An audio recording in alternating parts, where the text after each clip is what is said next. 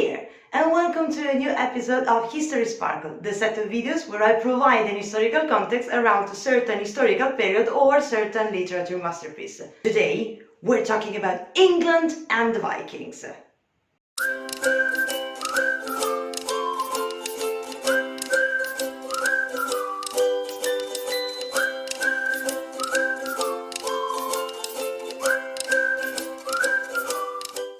Thanks to some TV series, the Vikings have acquired some kind of distinctions nowadays.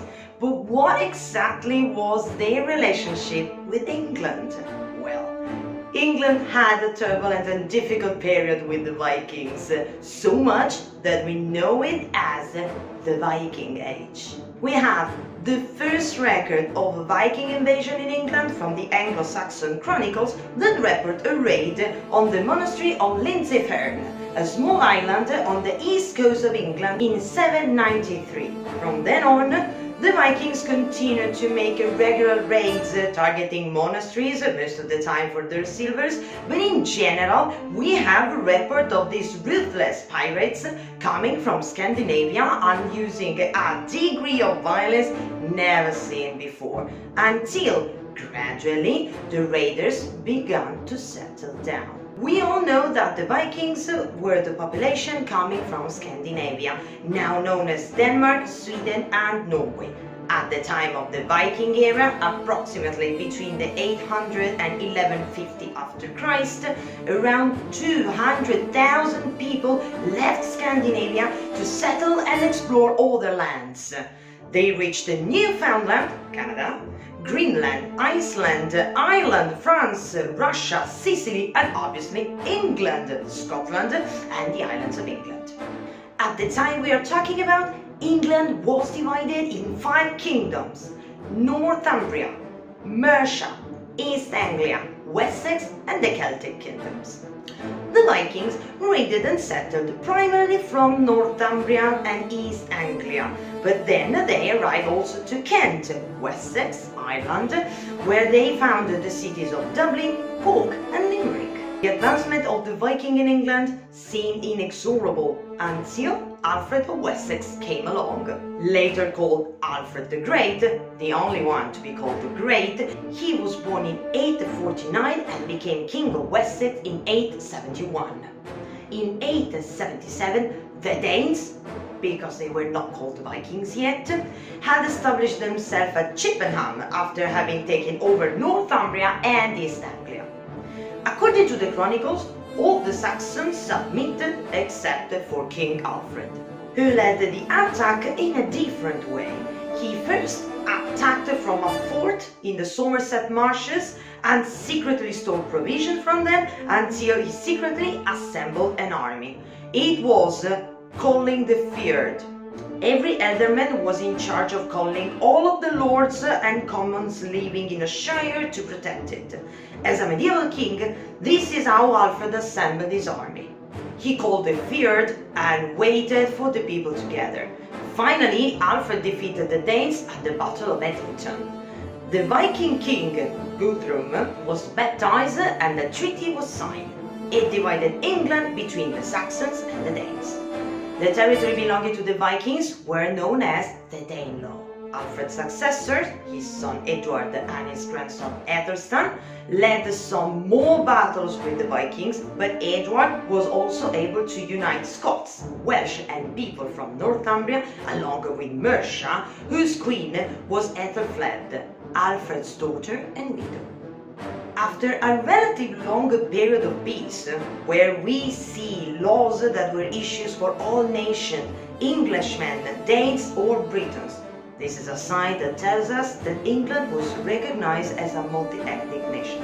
As I was saying, after a relatively long period of peace, a new wave of raids from the Vikings started around 978.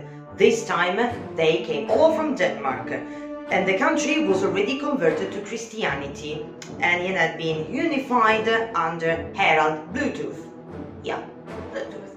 This is the beginning of what the historians call the Second Viking Age, where raids were on a much bigger scale and the purpose was only extortion. In 991, the Danes were paid 4,500 kilograms of silver to go back home, and by 1012 these payments to the Danes to keep them away from England had increased up to 20,000 kilograms, and it was called Danegeld. To support it, England had a very difficult taxation system, probably the most sophisticated in all Europe at the time. The payment ended when Sweyn Forkbeard, Harold's son, decided to conquer England in 1013. But the definite conquest was achieved only by his son, Canute. He became King of England in 1016. Canute was actually a very good king, and in an attempt to reconcile with the English population, he married Emma, the widow of Ethelred, the former English king who was defeated. His dynasty, from Ethelred and Knut, as Emma had the children from both of her husbands, ruled England until the defeat arrived in 1066 from the Duke of Normandy, William, also known as William the Conqueror. And this is how the last English royal dynasty perished. Don't forget that the word Norman literally means man from the north. So in reality, that's a Viking legacy. We tend to imagine Vikings as a savage and fearless population of water, but obviously there is much more to this. The Viking society was mainly divided into three classes. Differently from what we can imagine, the lines between the classes were more blurred, and a certain mechanism for moving both up and down existed. The social class we all know about is the highest one, made by kings and earls who governed and made war. This class was expected to be cunning, capable, and strong. If the king wasn't able to deliver prestige and gift to his lords, earls, they would look for someone else to serve, so loyalty was mostly bought than based on honor. Despite the high expectation of a king had to live up, kings were not viewed as sacred. The class of curler was made of free farmers and free men, something the Western Europe society had never seen actually. These people could bear arms, have voice in the government, and could manage their own business, such as cultivating and trading. Being a Viking and raiding was just a summer job, really. Most people would go back to their farm with the booty gained from the war and go again next time. The last class of Viking society were the slaves. They had few rights and were considered properties just like cattle, yet they could marry and they could accumulate properties, for example by selling their handcraft, and they could buy their freedom from their master, though they couldn't probably move much further than becoming a free man. After such a long relationship, it's pretty obvious that the Vikings left a mark on England, especially in language. The Vikings spoke a language we all now call the Old Norse, that left its mark on modern English in several fields, such as days of the week. The days Tuesday, Wednesday, Thursday, and Friday are named after Norse gods. Tuesday, from the god Tyr, the god of war. Wednesday, from Odin, also called Wodan, god of war, magic, and poets. Thursday, Thor, Odin's son, god of thunder and protector of mankind. Friday, Frigg, also called Freya, wife of Odin, goddess of motherhood and marriage, although she'd been unfaithful to Odin a few times. They also left a set of words connected to violence and war, such as club, klubba, a heavy and blunt weapon, ransack, rannsaka, to search a house, scathe, skada, to injure, slaughter, slaughtra, to butcher. They also left us some names of places.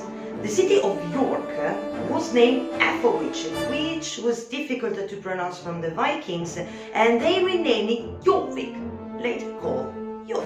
We can still see some Viking heritage in the suffix of place names. Thor means a secondary settlement. Example, topmantor. Toft, site of a house or building, such as Lowestoft, Longtoft. Ness, promontory or headland, such as Sheerness, Old English, Inverness, Gaelic, and Skegness, Old Norse. By, farmstead or village. It was pronounced B, and in fact we have Shelby and Whitby. Kirk, originally kyrka, that means church, and we can see it like in the word Omsker. Vikings also left to England probably the most ancient piece of literature that England has, Beowulf. Beowulf is an epic poem that was probably created around the 4th century AD and was passed orally. It was probably written down in the 12th century. We only have a damaged manuscript of it in the British Library, and though the original poem was pagan, the scribes who wrote it down were Christians, so they added Christian details to the poem. Beowulf is a mighty hero who sails from Sweden to Denmark, to Hrothgar Kingdom in southern Denmark, to fight a monster called Grendel, who had been raiding Hero, Hrothgar's hall, every night for 12 years. The poem is the story of Beowulf fighting different monsters, from Grendel to Grendel's mother up to the dragon. He tragically dies due to a wound from the fight with the dragon and tells Wiglaf, his kinsman, to rule after him. We are all fascinated by the Vikings, but sometimes pop culture exaggerated this a bit by creating some false myth. As a fierce student of Swedish, I am glad to give you all the mythbusters. For example, their helms had no pointy horns. No, this belief was created by a mixture of two facts. First, in excavation sites, helms were found along with the horns used to drink beer. And second, when Wagner composed The Ride of the Valkyries in 1851, he needed to make the Valkyries different from just women riding flying horses. So this pushed the painters to create a visual image that survived up to nowadays. We should not forget that the Vikings were not only fierce warriors, they were also good farmers, good traders, and they were a whole society. By thinking only to warriors when it comes to the Vikings, it's like thinking only of centurions when it comes to the Romans. Let's talk about TV series. The one that is most trendsetting now is Vikings, started in 2013 and now property of Netflix. I'm really sorry, but the historical accuracy of this series is very poor. Events are compressed all together to create a pleasant storyline, resulting in events that took place in different centuries, packed up in the series with the same characters. For example, the ransack of Lindseyfern Abbey happened in 793, is followed in season 3 with the offering of the princess Gisela in marriage to defend West Francia, which happened in 911. Moreover, all the costumes and makeup are merely only for the screen. We have no records of Vikings painting their face except maybe the Druids and Seers.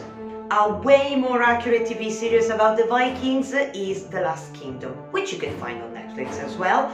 The series is inspired to the book of Bernard Cornwell, a very famous historical novel author.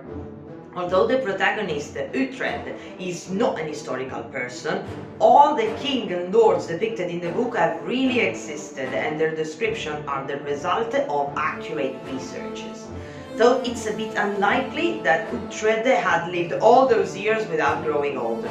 Also, the costumes are the product of fantasy of the costume designer that wanted the Vikings to be particularly flamboyant and eccentric with respect to the Christians' English. The fact is that we don't have much written material about the Vikings. We can only base ourselves on what was found in excavation sites, and if it was leather or fur, not much was preserved, and what Christians wrote about them. But certainly, the Vikings didn't pay attention to fashion. The thank you very much for watching this video. If you like it, please give it a thumb up. If you wanted to see more history videos and literature videos, please subscribe to the channel. Remember, I'm Claudia, I'm the leader teacher of the school All You Can Learn Arese. We teach English, French, Spanish and Business English. We teach adults as well as teenagers, and we deliver lessons in present and online. Remember, this is our Facebook page, this is our Instagram page, this is our email address. You can write to us and ask any question that you want about English courses or about literature. Thank you very much, and I hope to see you soon with another Literature Snacks. Bye bye!